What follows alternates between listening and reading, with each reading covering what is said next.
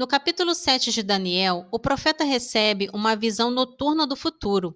Ele vê a sucessão de 4 grandes animais que surgem do grande mar. O poder desses reinos é esmagado no céu por um tribunal divino, presidido pelo ancião. O clímax da visão é a vinda de um ser semelhante ao Filho do Homem, que recebe o império, glória e realeza de Deus. Essa autoridade é eterna e jamais será destruída, garantindo que o reino será devolvido ao povo dos santos do Altíssimo. Vamos à leitura. Daniel capítulo 7. No primeiro ano do reinado de Baltasar, rei da Babilônia, Daniel, estando em seu leito, teve um sonho e visões surgiram em seu espírito. Consignou por escrito esse sonho e a substância dos fatos. Assim se manifestou. Via no transcurso de minha visão noturna os 4 ventos do céu precipitarem-se sobre o grande mar. Surgiram nas águas 4 grandes animais, diferentes um dos outros. O primeiro parecia-se com um leão, mas tinha asas de águia. Enquanto olhava, suas asas foram-lhe arrancadas. Foi levantado da terra e erguido sobre seus pés como um homem, e um coração humano lhe foi dado. Apareceu em seguida outro animal semelhante a um urso. Erguia-se sobre um lado e tinha boca entre seus dentes, 3 costelas. Diziam-lhe: Vamos, devora bastante carne. Depois disso vi um terceiro animal, idêntico a uma pantera, que tinha nas costas 4 asas de pássaro. Tinha ele também 4 cabeças. O império lhe foi atribuído. Finalmente, como eu contemplasse essas visões noturnas, vi um 4º animal, medonho, pavoroso e de uma força excepcional. Possuía enormes dentes de ferro. Devorava, depois triturava, e pisava aos pés o que sobrava. Ao contrário dos animais precedentes, ostentava 10 chifres. Como estivesse ocupado em observar esses chifres, eis que surgiu entre eles outro chifre menor, e 3 dos primeiros foram arrancados para dar-lhe lugar. Este chifre tinha olhos idênticos aos olhos humanos, e uma boca que proferia palavras arrogantes. Continuei a olhar até o momento em que foram colocados os tronos, e um ancião chegou e se sentou. Brancas como a neve eram suas vestes, e tal como a pura lã era sua cabeleira. Seu trono era feito de chamas, com rodas de fogo ardente. Saído de diante dele, corria um rio de fogo. Milhares e milhares o serviam, dezenas de milhares os assistiam. O tribunal deu audiência e os livros foram abertos. Olhei então devido à barbúdia causada pelos discursos arrogantes do chifre. Olhei até o momento em que o animal foi morto, seu corpo subjugado e a fera jogada ao fogo. Quanto aos outros animais, o domínio lhe foi igualmente retirado, mas a duração de sua vida foi fixada até um tempo e uma data. Olhando sempre a visão noturna, vi um ser semelhante ao Filho do Homem vir sobre as nuvens do céu, dirigiu-se para o lado do ancião, diante de quem foi conduzido.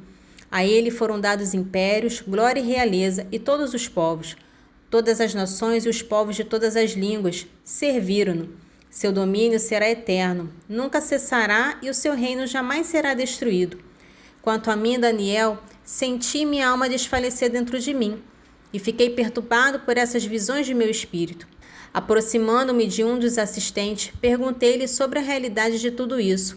Respondeu-me dando a explicação seguinte: esses grandes animais, disse, em número de 4, são 4 reis que se levantarão da terra, mas os santos do Altíssimo receberão a realeza e a conservarão por toda a eternidade.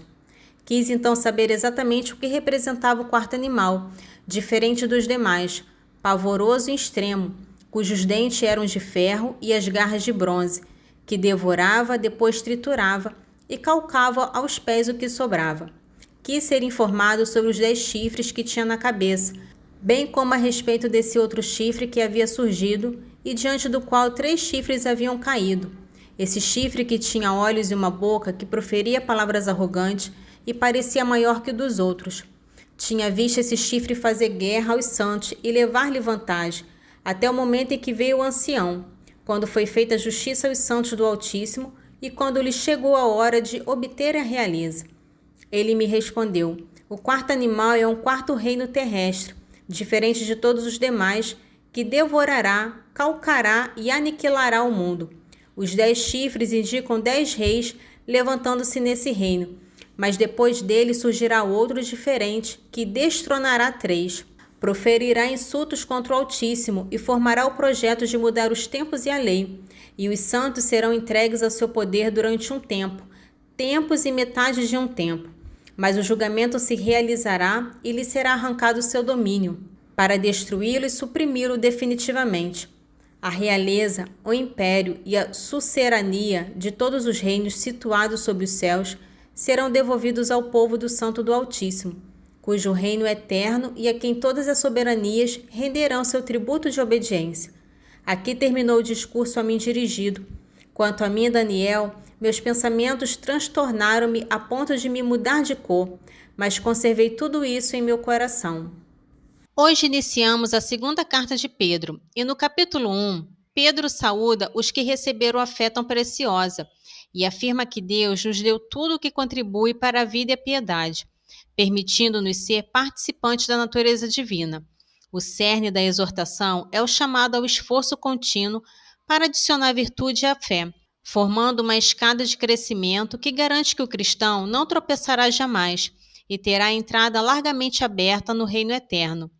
Pedro reforça a autoridade de sua mensagem, baseando em seu testemunho ocular na majestade de Cristo na transfiguração e na palavra segura dos profetas, que foi inspirada pelo Espírito Santo. 2 Pedro, capítulo 1. Simão Pedro, servo e apóstolo de Jesus Cristo, aqueles que pela justiça de nosso Deus e do Salvador Jesus Cristo alcançaram por partilha uma fé tão preciosa como a nossa. Graça e paz vos sejam dadas em abundância, por um profundo conhecimento de Deus e de Jesus nosso Senhor. O poder divino deu-nos tudo o que contribui para a vida e a piedade, fazendo-nos conhecer aquele que nos chamou por sua glória e sua virtude. Por elas temos entrado na posse das maiores e mais preciosas promessas, a fim de tornar-vos por esse meio participantes da natureza divina, subtraindo-vos a corrupção que a concupiscência gerou no mundo. Por esses motivos, esforçai-vos quanto possível por unir a vossa fé à virtude à ciência, a ciência a temperança a paciência a piedade, a piedade o amor fraterno e o amor fraterno a caridade. Se essas virtudes se acharem em vós abundantemente, elas não vos deixarão inativos nem infrutuosos no conhecimento de nosso Senhor Jesus Cristo, porque quem não tiver essas coisas é míope, cego, esqueceu-se da purificação dos seus antigos pecados. Portanto, irmãos, cuidai cada vez mais em assegurar a vossa vocação e eleição. Procedendo desse modo, não tropeçareis jamais. Assim vos será aberta largamente a entrada no reino eterno de nosso Senhor e Salvador Jesus Cristo. Eis porque não cessarei de vos trazer à memória essas coisas, embora estejais instruídos e confirmados na presente verdade. Tenho por meu dever, enquanto estiver neste tabernáculo, de manter-vos vigilantes com minhas admoestações, porque sei que em breve terei de deixá-lo, assim como nosso Senhor Jesus Cristo me fez conhecer. Mas cuidarei para que, ainda depois do meu falecimento, possais conservar sempre a lembrança dessas coisas. Na realidade, não é baseando-nos em hábeis fábulas imaginadas que nós vos temos feito conhecer o poder e a vinda de nosso Senhor Jesus Cristo, mas por termos visto a sua majestade com nossos próprios olhos, porque ele recebeu de Deus Pai honra e glória, quando do seio da glória magnífica lhe foi dirigida esta voz: Este é meu Filho muito amado, em quem tenho posto todo o meu afeto. Essa mesma voz que vinha do céu, nós a ouvimos, quando estávamos com ele no Monte Santo. Assim demos ainda maior crédito à palavra dos profetas, a qual fazeis bem em atender, como uma lâmpada que brilha em um lugar tenebroso, até que desponte o dia e a estrela da manhã se levante em vossos corações. Antes de tudo, sabei que nenhuma profecia da Escritura é de interpretação pessoal, porque jamais uma profecia foi proferida por efeito de uma vontade humana. Homens inspirados pelo Espírito Santo falaram da parte de Deus. O resumo do Salmo 124 proclama que aqueles que confiam no Senhor desfrutam de uma estabilidade comparável à do Monte Sião, uma firmeza eterna. A segurança de seu povo é ilustrada pela paisagem de Jerusalém. Assim como a cidade é cercada de montanhas, o Senhor envolve seu povo agora e sempre. O salmista expressa confiança na justiça divina, pedindo que o cetro dos ímpios não prevaleça sobre os justos, para que estes não caiam na tentação do mal. A oração final é um apelo por separação, que os perversos sejam levados com os malfeitores e que a paz para Israel seja estabelecida. Salmo 124. Os que confiam no Senhor são como o monte Sião, eternamente firme. Como Jerusalém está toda cercada de montanhas, assim o Senhor envolve seu povo, agora e sempre. Não permanecerá estendido o cetro dos ímpios sobre o destino dos justos, para que também estes não acabem por estender suas mãos ao crime. Fazei bem, Senhor, aos que são bons e aos homens de reto coração. Mas aqueles que se desviam por caminhos tortuosos, que o Senhor os leve com os malfeitores. Paz para Israel. O resumo de Eclesiástico capítulo 39, o autor demonstra a soberania de Deus sobre a criação e a história, afirmando que seu olhar abrange os séculos e que nada é maravilhoso para ele. Essa soberania se manifesta duplamente. Sua bênção é abundante como o rio, mas sua cólera atinge os infiéis. A parte mais crucial é a doutrina de que Deus criou os bens para os bons e, igualmente, os bens e os males para os maus. Ele conclui que todas as coisas, inclusive os instrumentos de vingança, se regozijam com as ordens do Senhor. O sábio, portanto, deve reconhecer que todas as obras do Senhor são boas a seu tempo e, por isso, bendizer seu nome.